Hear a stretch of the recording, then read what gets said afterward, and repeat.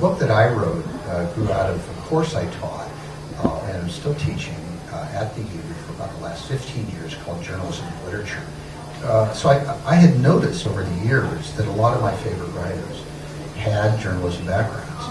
And so I decided to offer this course as a way to kind of expand what I was teaching. And as I taught it year after year after year, I found more and more and more writers who fit the fundamental sort of theme of the course. Mark Twain, Ernest Hemingway, George Eliot, Charles Dickens, William Thackeray, Rudyard Kipling, Stephen Crane, Dorothy Parker, E.B. White, James Thurber, John Dos Passos, Ernest Hemingway. I could go on and on. For most of them, they gravitated away from journalism jobs and into fiction writing because they didn't feel they could tell the truth in journalism. Why is it that journalism, this commercial and very important profession that we have in a democratic society, why did so many of these writers feel that it failed them and that they needed to go into fiction where they could embellish what it was that they had seen, experienced in life?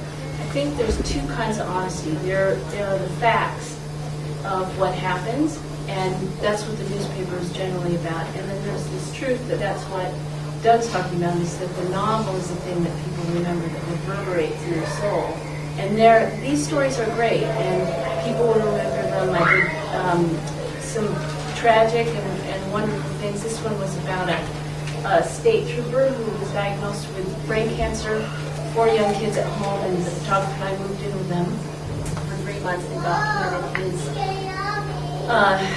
death. And it was horrible, but it was wonderful and amazing, and learned a ton, and people remembered this. And so it was true, and I loved doing that story, and I loved meeting that family and writing it, but I was always left with this second void.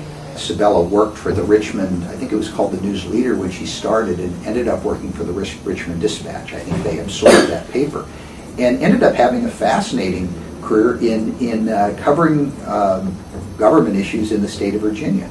And from my understanding, from what Sabella's told me, one of the things that she did was she did a lot of police and crime reporting, and she also covered the FBI and became quite knowledgeable about the forensics.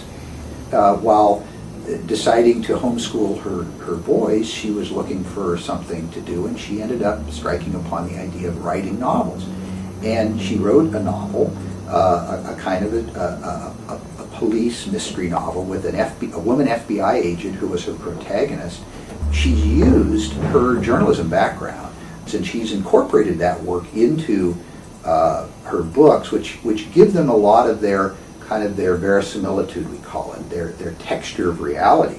That has been traditionally what the writers that I've written about in my book have tended to do. Their work in journalism has tended to inform their fiction writing to the degree that it's helped them write novels that, while they may be fictional in totality, they're really kind of pseudo-factual. They feel very real. The thing about journalism, I think you hit a plateau and then you're done. And you can't keep doing that. But with fiction, I think you're constantly being stretched and pulled, and how do I write this book, and who are these characters? It's this long exploration of time. And I've seen that just with the 3 that I've written, the 2 that I've published. Fiction captures us. Those characters sometimes come to be real. They're like friends. The novel is the thing that people remember, that reverberates in their soul. Any, I think, working journalist who's worked in the business a while, and certainly anybody like Sabella who's gone into writing novels, is to deal with a kind of an irony that one finds again and again and again in the lives and careers of these, what I call journalist literary figures. And that's often that they went into journalism, they were attracted to it as a field to kind of change the world, and they get into the business, and they find out that the commercial and marketing and other traditions of the business really, in a way, don't allow them to fully tell the picture of reality that they feel they're finding out in the world. And it gets into a lot of really fascinating questions. But my own experience as a journalist and my own research has really told me that one of the reasons that fiction, one of the reasons that novel writing stays so appealing to people is that at some fundamental level, I think people often experience it as a more real picture of life than what they get in, say, something like daily journalism.